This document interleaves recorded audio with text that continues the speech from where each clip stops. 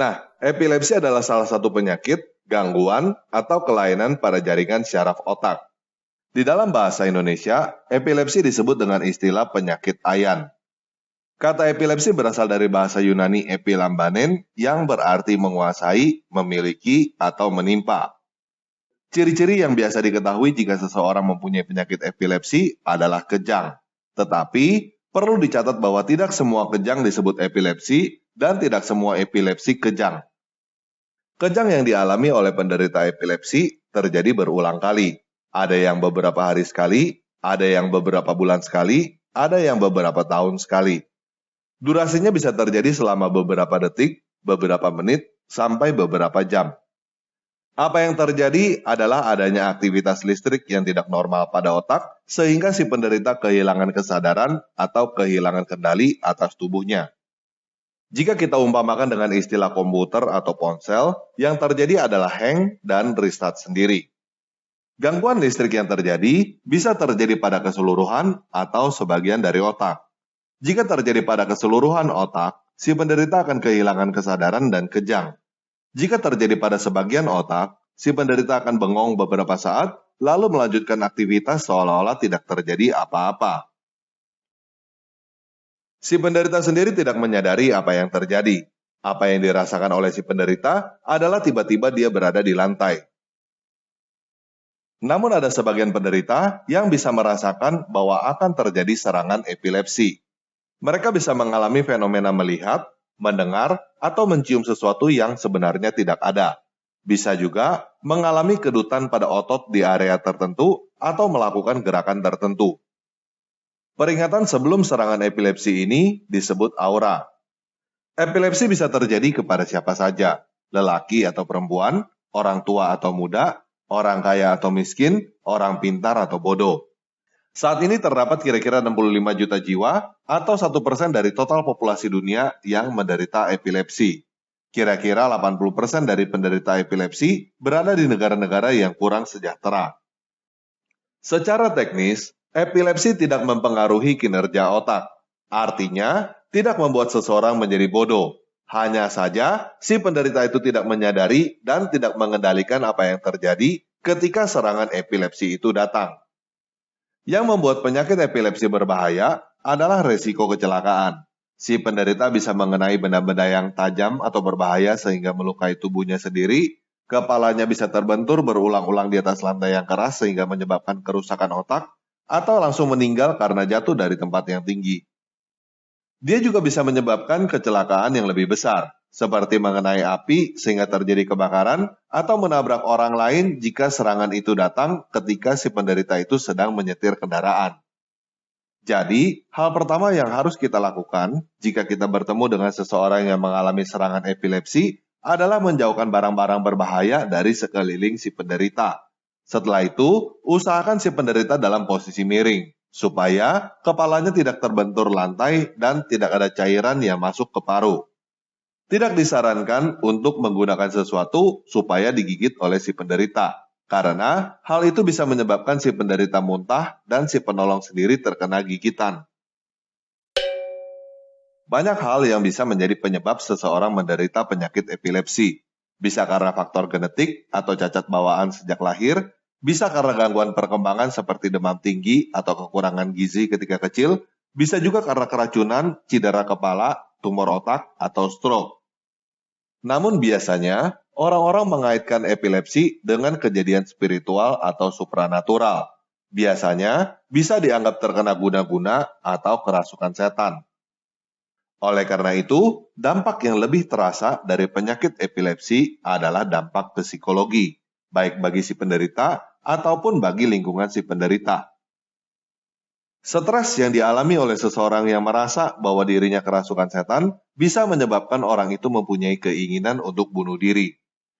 Itu sebabnya, resiko kematian terbanyak yang terjadi pada penderita epilepsi selain kecelakaan adalah si penderita itu melakukan bunuh diri. Stres yang dialami oleh keluarga dan lingkungan yang merasa ada orang yang kerasukan setan juga berat. Mereka mengalami malu atau takut yang luar biasa sehingga bisa membuat si penderita epilepsi dikucilkan, diusir, atau yang paling parah dibunuh.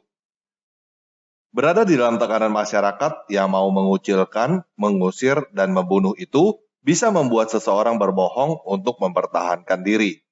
Misalnya, dia bisa berbohong dengan mengaku bertemu atau melihat malaikat.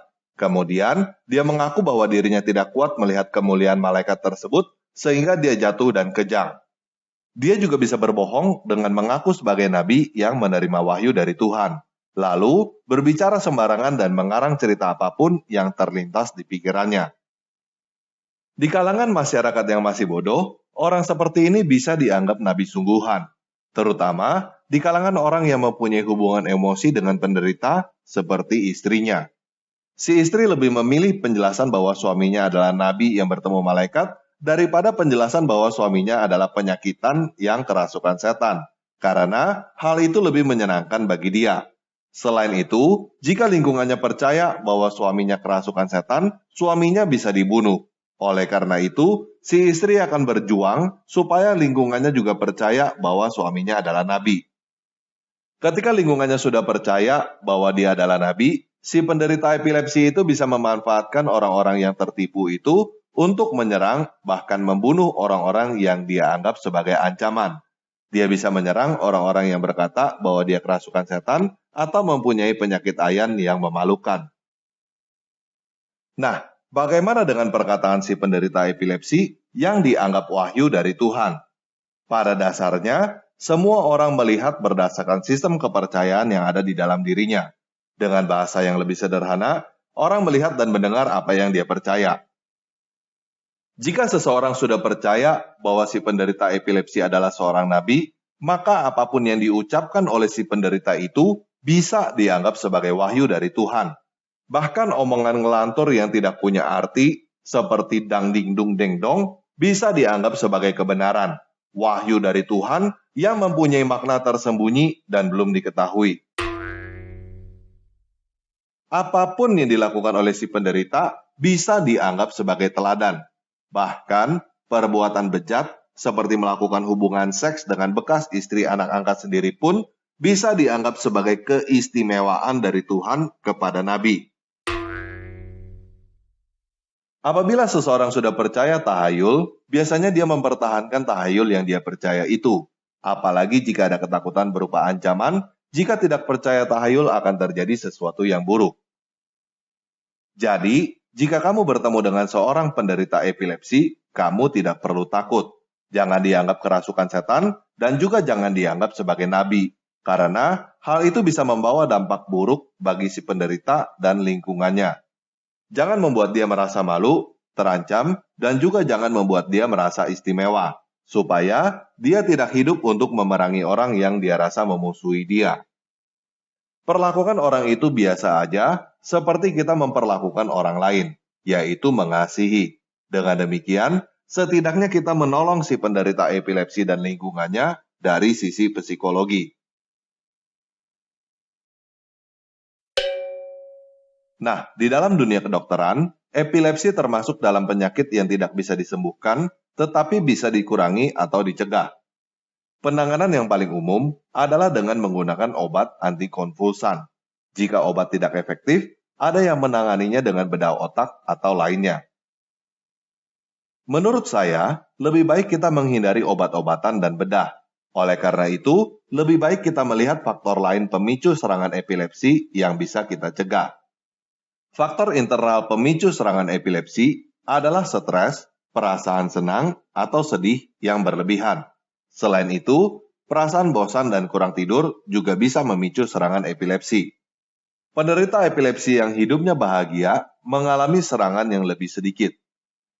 Dari faktor eksternal, serangan epilepsi lebih sering terjadi dalam keadaan elektrolit, gula darah, dan kalsium yang rendah.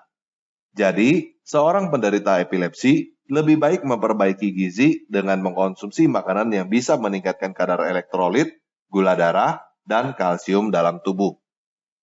Selain itu, yang harus dihindari adalah keadaan yang bisa memicu perubahan metabolisme tubuh yang sangat cepat. Hal ini termasuk makanan dan minuman seperti alkohol, rokok, teh, kopi, cabai, dan lainnya.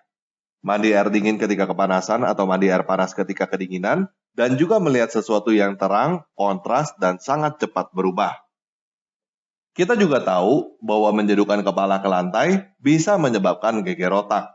Oleh sebab itu, saya sarankan teman-teman yang hobi menjatuhkan kepala ke lantai untuk berhenti dari hobinya itu. Karena hal itu bisa membuat kamu menderita epilepsi, skizofrenia, dan menjadi bodoh. Paham ya? Nah, apa yang barusan kita bahas adalah pencegahan dan penanggulangan penyakit epilepsi untuk mengurangi peluang terjadinya serangan dan mengurangi resiko setelah terjadinya serangan. Tetapi, penyakit epilepsinya sendiri belum bisa disembuhkan oleh dunia kedokteran sampai hari ini. Oleh sebab itu, satu-satunya harapan untuk sembuh dari penyakit epilepsi adalah mujizat. Ada satu orang yang tercatat mempunyai mujizat untuk menyembuhkan epilepsi. Dia adalah Yesus Kristus. Matius 4 ayat 23-24 berkata, Yesus pun berkeliling di seluruh Galilea. Ia mengajar dalam rumah-rumah ibadat dan memberitakan Injil Kerajaan Elohim, serta melenyapkan segala penyakit dan kelemahan di antara bangsa itu. Maka tersiarlah berita tentang dia di seluruh Syria, dan dibawalah kepadanya semua orang yang buruk keadaannya, yang menderita berbagai penyakit dan sengsara, yang kerasukan, yang sakit ayan, yang lumpuh, lalu Yesus menyembuhkan mereka.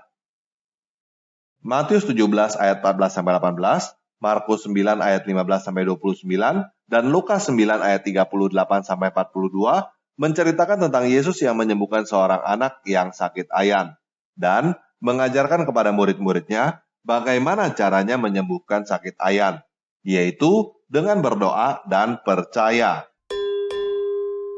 Lukas 9 ayat 1 menceritakan bahwa Yesus memberikan kuasa untuk murid-muridnya menyembuhkan orang. Lukas 9 ayat 49-50 menceritakan tentang orang yang bukan murid Yesus pun berhasil menyembuhkan orang dalam nama Yesus. Sampai hari ini, banyak orang yang memberi kesaksian bahwa mereka sembuh dari penyakit karena nama Yesus.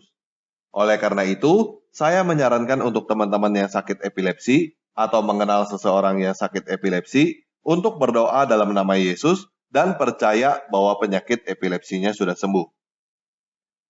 Oke, sekian.